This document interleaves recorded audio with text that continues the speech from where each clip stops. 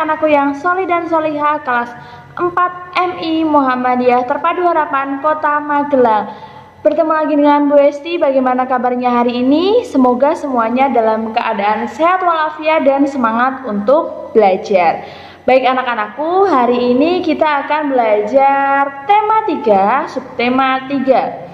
Akan tetapi sebelum kita melaksanakan pembelajaran, mari kita berdoa terlebih dahulu agar hari ini pembelajaran kita dimudahkan dan dilancarkan oleh Allah Subhanahu wa taala serta anak-anak dapat mudah memahami materi yang hari ini akan kita pelajari. Baik, kalau begitu berdoa dimulai. Berdoa selesai. Ini silahkan disimak materi hari ini. Baik anak-anakku, dalam mengamati pembelajaran hari ini, Bu Esti akan meminta anak-anak untuk menganalisa dua buah gambar. Di sini akan Bu Esti sajikan gambar yang pertama dengan gambar yang kedua. Silahkan anak-anak carilah perbedaan dari kedua gambar. Oke, sudah ketemu? Apakah ada yang bisa menyebutkan? Nah, betul sekali. Gambar yang pertama itu adalah gambar taman yang sangat asri dan segar. Sedangkan gambar yang kedua itu adalah gambar taman yang sangat gersang. Kira-kira kalau anak-anak disuruh memilih, lebih memilih berada di gambar yang pertama atau berada di gambar yang kedua? Iya, pasti akan memilih di gambar yang pertama karena di sana terlihat sangat sejuk dan asri. Nah, anak-anak, dari kedua gambar ini dapat kita ketahui bahwa gambar yang pertama itu adalah gambar dari taman yang terawat. Sedangkan gambar yang kedua itu adalah gambar dari taman yang tidak terawat. Selanjutnya, setelah gambar taman, Bu Esti akan menampilkan dua buah gambar hewan. Ini adalah gambar yang pertama, sangat lucu sekali ya. Dan ini adalah gambar hewan yang kedua. Kalau anak-anak bisa melihat di sini, kira-kira apa perbedaannya? Iya, betul sekali. Gambar hewan yang pertama adalah gambar hewan yang terawat. Sedangkan gambar hewan yang kedua adalah gambar dari hewan yang tidak terawat. Anak-anak bisa lihat dari bulunya. Kalau kita lihat dari gambarnya, terlihat lebih halus bulu dari hewan di gambar yang pertama. Kemudian dari bentuk tubuhnya, dari kegemukannya bisa dilihat ya, gambar yang kedua sangat kurus sekali. Sampai akhirnya bentuk tulangnya pun terlihat. Nah, anak-anak berarti sudah tahu ya, hewan yang terawat dan hewan yang tidak terawat bisa dilihat dari gambar 1 dan gambar 2. Nah, kita akan cari tahu kira-kira ciri-ciri apa saja ya hewan yang terawat dan hewan yang tidak terawat. Oke, yang pertama, ciri hewan yang terawat. Tubuhnya tegak dan bergerak dengan lincah. Kemudian bulu atau rambutnya terlihat bersih dan mengilat dan tidak rontok. Jadi ketika kita menyentuh atau mengelus tubuh hewan itu, bulunya tidak akan rontok. Kemudian yang ketiga adalah kulit bersih dan tidak ada luka. Karena dirawat maka pasti bersih. Kemudian yang keempat adalah matanya terlihat jernih, terang dan tidak keruh. Nah, itu tadi adalah ciri-ciri hewan yang terawat. Sedangkan ciri hewan yang tidak terawat bisa kita lihat di sini. Yang pertama adalah tubuhnya yang lemas, lunglai dan tidak bertenaga. Ini bisa disebabkan karena mungkin sulit untuk mencari makan, jadi tidak ada tenaga untuk berjalan dan bergerak. Kemudian selanjutnya adalah bulu atau rambutnya mudah rontok. Karena makanan yang dia makan itu mengandung gizi yang sangat rendah, maka itu berpengaruh terhadap bulu atau rambutnya. Kemudian kulitnya terdapat luka. Nah, ini bisa jadi karena tempat tinggal yang ia tempati itu banyak sekali kuman sehingga menimbulkan luka. Mungkin bisa berawal dari gatal, kemudian karena hewan itu menggaruk bagian yang gatal akhirnya menimbulkan luka. Kemudian yang keempat adalah mata berair bahkan hingga bernanah dan tidak sedikit yang sampai tidak bisa melihat. Kalau anak-anak pernah jalan-jalan, mungkin pernah lihat ada kucing di jalanan yang memang benar-benar kucing yang tidak terawat begitu ya.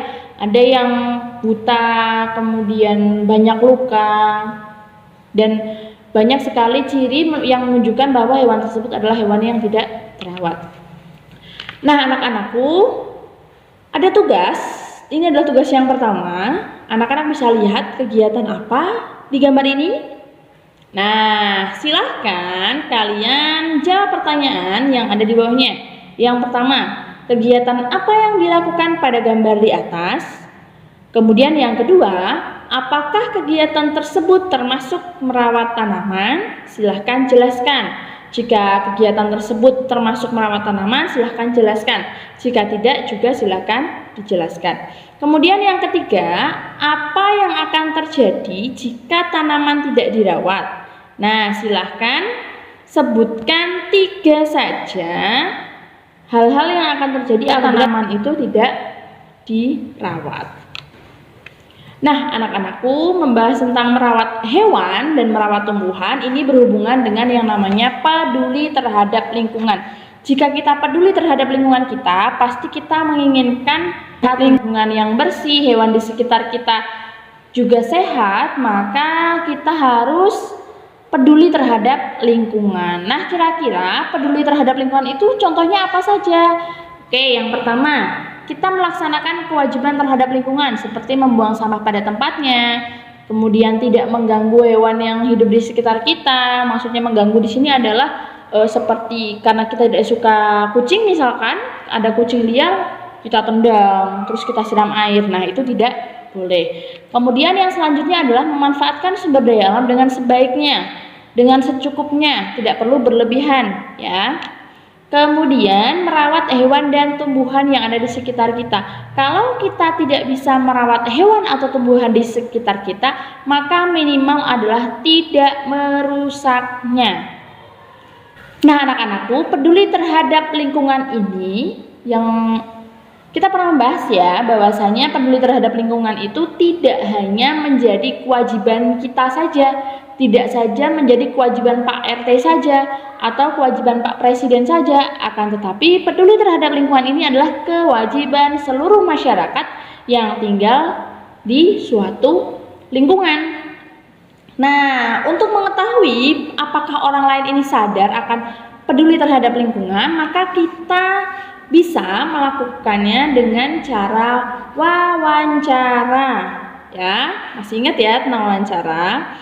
Nah, dalam wawancara ini ada beberapa langkahnya. Oke, yang pertama langkahnya adalah menentukan topik wawancara. Nah, ketika kita ingin melakukan wawancara, kita harus menentukan topik dulu atau tema dari wawancara yang akan kita lakukan. Apakah tentang kebersihan lingkungan, atau tentang menjaga tumbuhan, atau tentang panen ikan dan sebagainya. Nah, kemudian yang kedua, setelah topiknya kita temukan, kita menentukan narasumber. Kira-kira nanti siapa yang akan kita wawancarai. Nah, untuk menentukan narasumber ini harus sesuai dengan topik. Contoh, kita ingin mewawancarai tentang panen ikan. Nah, berarti yang narasumber yang harus kita wawancarai adalah nelayan. Tidak bisa ketika kita menentukan narasumber yang tidak sesuai dengan topik, apalagi narasumber itu belum pernah memiliki pengalaman sesuai dengan topik yang kita tentukan. Itu akan menyulitkan kita sebagai pewawancara. Kemudian yang ketiga adalah membuat daftar pertanyaan. Jadi pertanyaan yang akan kita sampaikan itu terstruktur, sudah ada, tidak secara otomatis kita tanyakan. Kemudian yang keempat adalah melaksanakan wawancara. Dan yang terakhir adalah menuliskan laporan hasil wawancara. Nah, laporan hasil wawancara ini untuk memudahkan pembaca untuk mengetahui informasi yang kita hasilkan dari kegiatan wawancara. Nah, berikutnya untuk laporan hasil wawancara ini ada beberapa yang harus dituliskan dalam laporan hasil wawancara. Yang pertama adalah topik wawancaranya. Nah, topik wawancara ini dituliskan agar pembaca mengetahui pokok pembicaraan yang dilakukan selama wawancara. Kemudian yang kedua adalah narasumbernya, agar pembaca tahu siapa sebenarnya yang memberikan informasi dari hasil wawancara itu. Kemudian yang ketiga adalah pewawancara, ini agar mengetahui siapa yang melakukan kegiatan wawancara. Kemudian yang keempat, waktu dan tempat. Nah, guna agar pembaca mengetahui kapan dan di mana kegiatan wawancara dilakukan. Kemudian hasil dari wawancara. Nah, ini adalah inti dari laporan wawancara, di mana agar pembaca mengetahui isi pembicaraan yang dilakukan oleh narasumber dan pewawancara selama kegiatan wawancara. Kemudian yang keenam adalah kesimpulan, di mana kesimpulan ini agar pembaca mengetahui kegiatan akhir dari akhir kegiatan wawancara. Nah, anak-anakku, tugas yang kedua yaitu adalah membuat format laporan wawancara. Nah, langkahnya adalah yang pertama, melakukan kegiatan wawancara dengan topik Ayo Cintai Lingkungan. Yang kedua, membuat 5 daftar pertanyaan wawancara dengan bahasa yang santun. Yang ketiga, tentukan narasumbernya. Tentunya narasumber harus sesuai ya dengan topiknya. Kemudian yang keempat, melakukan wawancara. Dan yang kelima adalah menuliskan laporan hasil wawancara. Nah, bisa dikerjakan ya. Anak Soli dan Soleha kelas 4, itu tadi materi tema kita hari ini. Jangan lupa pertanyaannya dijawab dan dijelaskan ya. Kemudian dikirimkan kepada guru temanya. Untuk kelas 4A silahkan dikirim kepada Bapak Sarwoto, dan untuk kelas 4B silahkan dikirim ke Bu Hesti. Cukup sekian pembelajaran hari ini. Kita lanjutkan di pembelajaran berikutnya. Jangan lupa tetap menjaga kesehatan, makan makanan yang bergizi, menggunakan masker kemanapun kalian pergi dan dimanapun kalian berada. Kemudian jangan lupa untuk cuci tangan dan menggunakan hand sanitizer. Cukup sekian dari Bu Hesti. Bu Hesti tutup. Wassalamualaikum warahmatullahi wabarakatuh.